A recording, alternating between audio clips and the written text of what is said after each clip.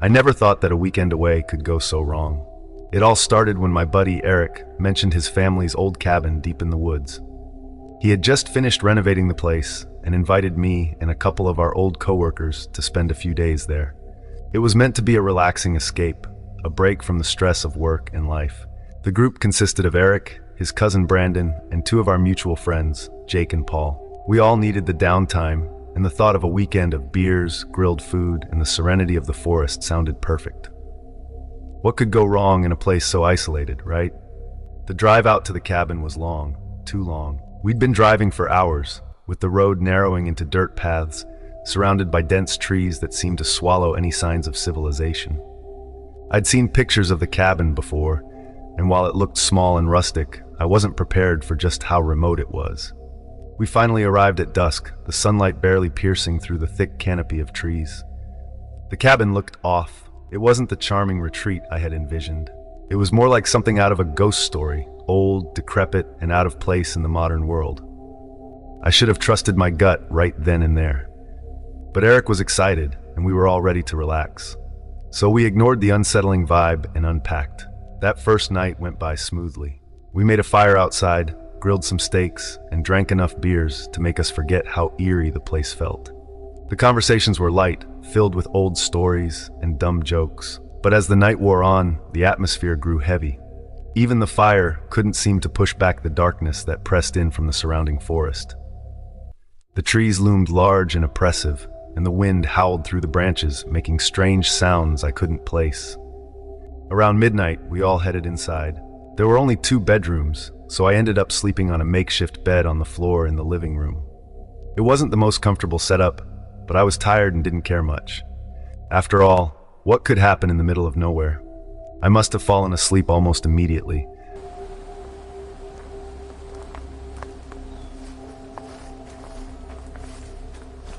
But I woke up a few hours later to the sound of footsteps outside the cabin.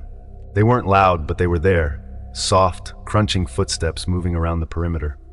My heart raced as I lay still, listening. At first, I thought it could have been an animal, maybe a deer or some other wildlife passing by. But then I realized that the steps were too slow and deliberate for an animal. I sat up, my breath shallow. Through the small window by the front door, I could barely see the shadowy outline of something, or someone, moving just beyond the light of the porch. I didn't know what to do. My mind raced through a dozen possibilities. Was it a lost hiker? A hunter? But at this time of night, I told myself to calm down. I grabbed my phone and checked the time, 3:13 a.m. I sat there for what felt like an eternity, waiting for the footsteps to stop or for the figure to walk away.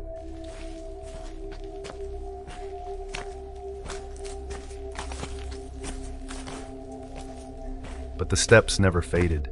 Instead, they seemed to circle the cabin, slow and deliberate, as if someone was walking around the perimeter, checking each window. My heart pounded in my chest. I crept over to the window and peeked out, but all I could see was darkness. There was no sign of anyone. I told myself to wake the others, but I felt stupid. What would I say? That I heard footsteps? The footsteps eventually faded, and I convinced myself that it was all in my head. I went back to my makeshift bed and lay there, trying to calm down enough to sleep. But the unease never left. The next morning, I brought up the noises I had heard, but the others brushed it off. "Probably just a raccoon or something," Jake said. "We're in the middle of the woods, man." I wanted to believe him, but something about those footsteps didn't feel right. I tried to push the thought out of my head, but it clung to me for the rest of the day. We spent most of that afternoon hiking through the woods, but even then, I couldn't shake the feeling that something wasn't right. The forest felt too quiet, too still. When we returned to the cabin in the late afternoon, things took a strange turn. There were muddy footprints near the porch, leading up to the front door. Large footprints, human footprints. We hadn't seen anyone on the trails, and we were the only ones staying at the cabin. None of us had left after we returned from the hike, so where had the prints come from? Eric tried to play it cool, but I could see the worry in his eyes. "Maybe a hunter passed by," he said, though the doubt in his voice was clear. That night, I stayed up later than usual, sitting by the dying fire outside, nursing a beer, and staring into the darkness. The others had gone to bed, and I was left alone with my thoughts. The forest felt oppressive, like it was closing in around me, watching me. I kept thinking about the footsteps I'd heard the night before. The prints, the strange sense that something was wrong. Around 2 a.m., I finally went back inside, locking the door behind me. The living room felt too quiet, too dark, despite the crackling fire in the hearth. I settled down on the couch, trying to force my mind to relax.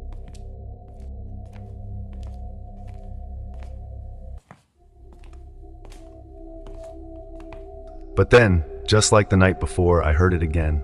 Footsteps. This time, they weren't outside. They were inside the cabin. I froze, every muscle in my body tensing up. The steps were slow and deliberate, moving down the hallway toward the living room. I couldn't see anyone, but I knew someone was there. I didn't dare move. My breath caught in my throat as the footsteps stopped just outside the doorway, as if whoever or whatever was standing just out of sight.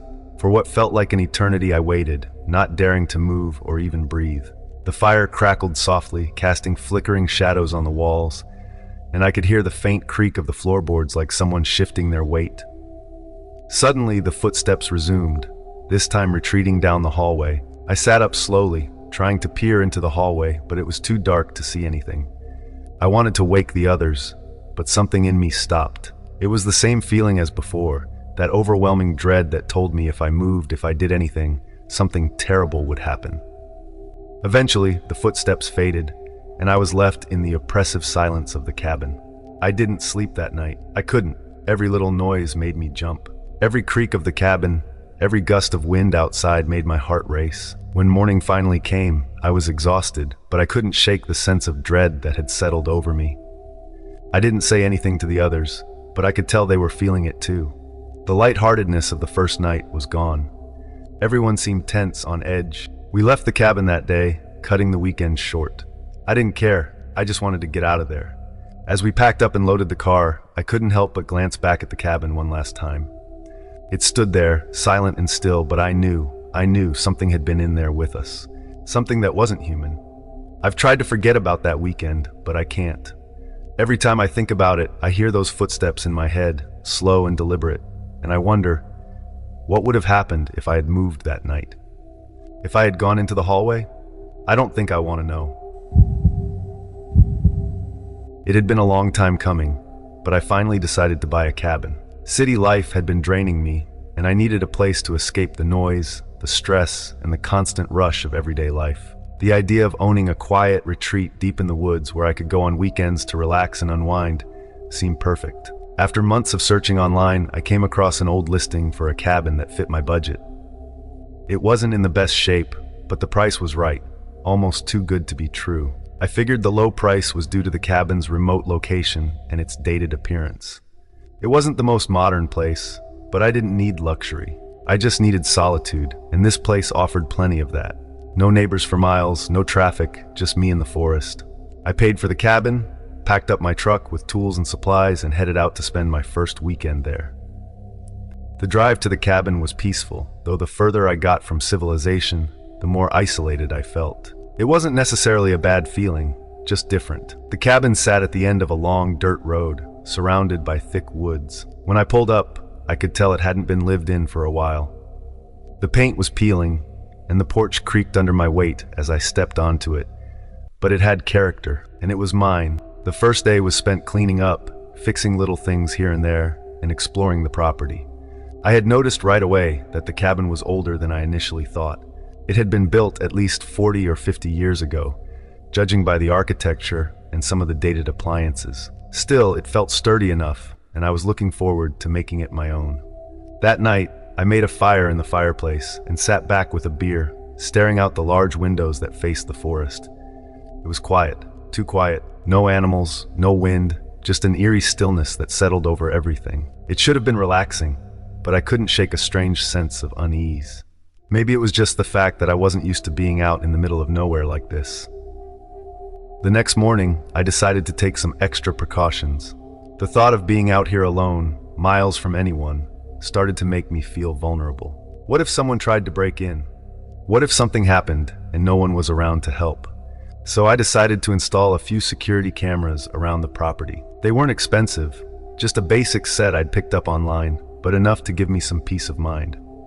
I placed one camera at the front door, one overlooking the back of the cabin, and another that covered the side wall near the woods.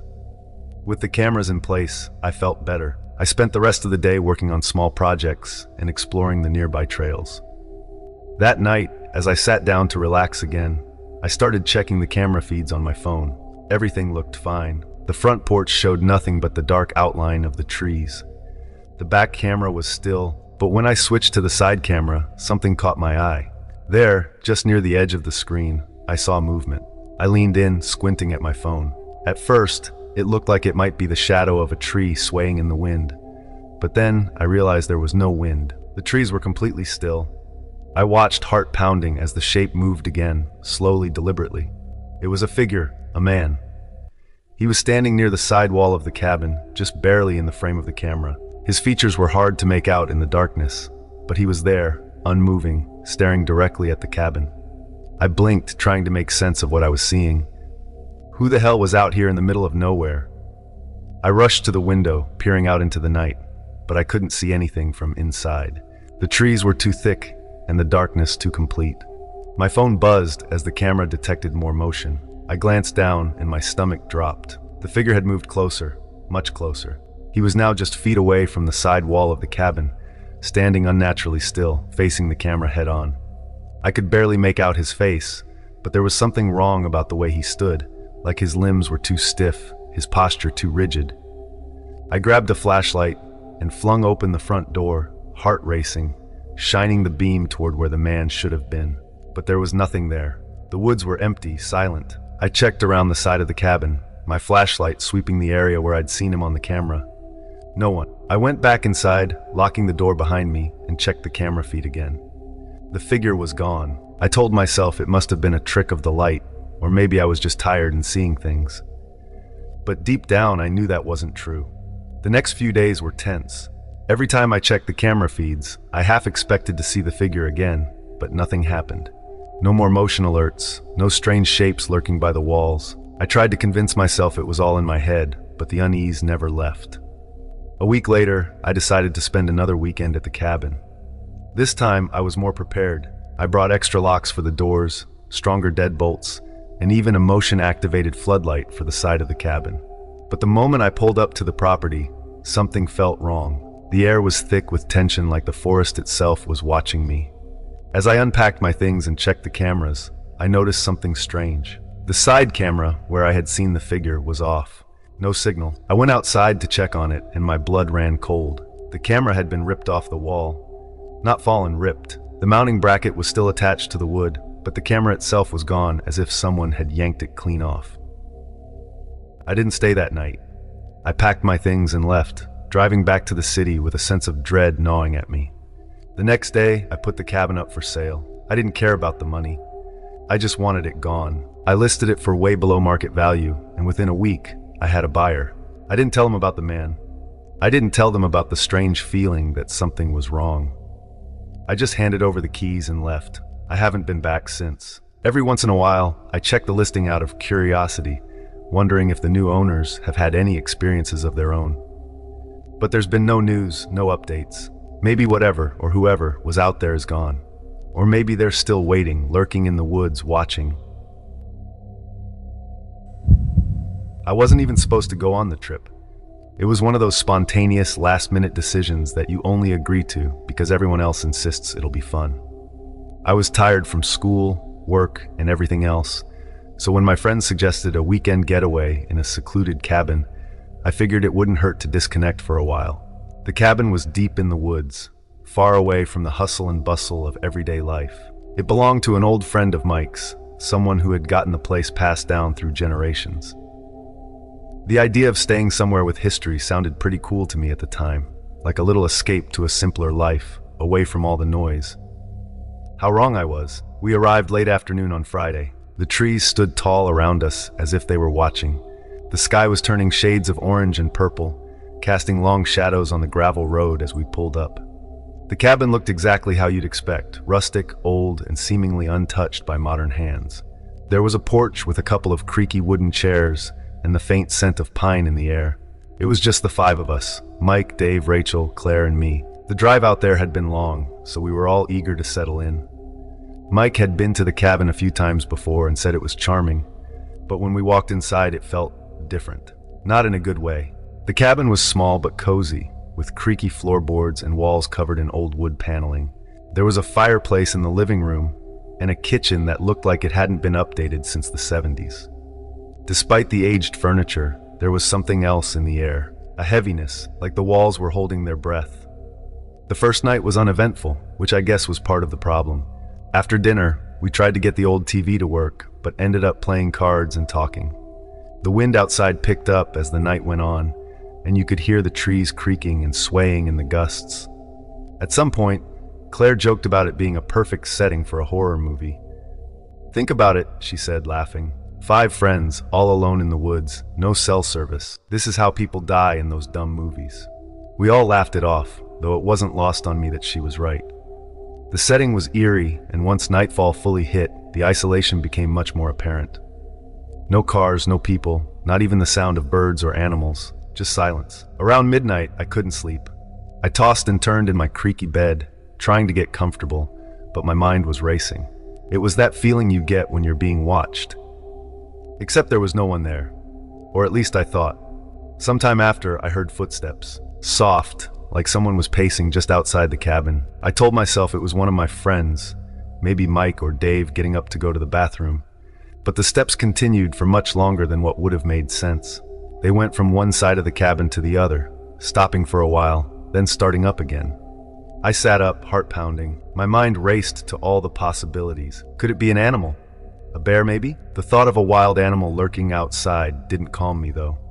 It made things worse. I lay back down, trying to ignore it, trying to sleep. Eventually, the footsteps stopped, and I drifted off, but it wasn't restful. I woke up more tired than before.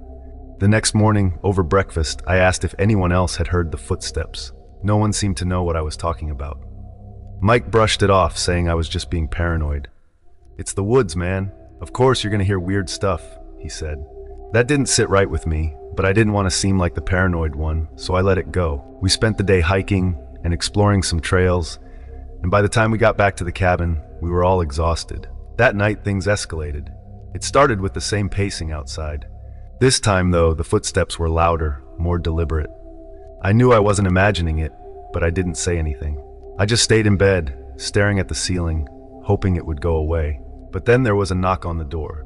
3 slow, deliberate knocks. Everyone woke up. We gathered in the living room, wide-eyed and confused. Who would be out here this late in the middle of nowhere?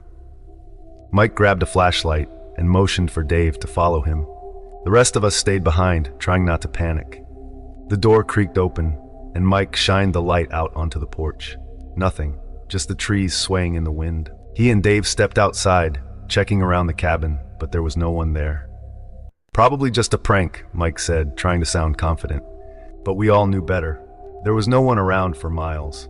Who would be out here, knocking on doors in the middle of the night?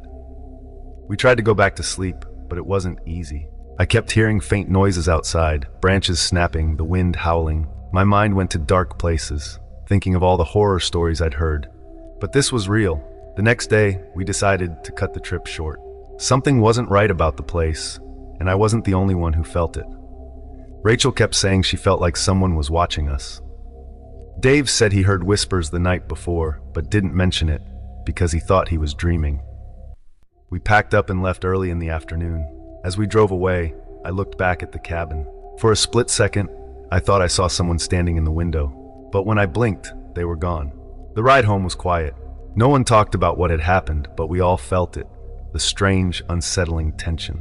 Something had followed us, or maybe it had always been there, waiting for someone to notice. When I got home, I told myself I'd forget about the whole thing. But I couldn't. That night, in the silence of my apartment, I heard it again. Footsteps,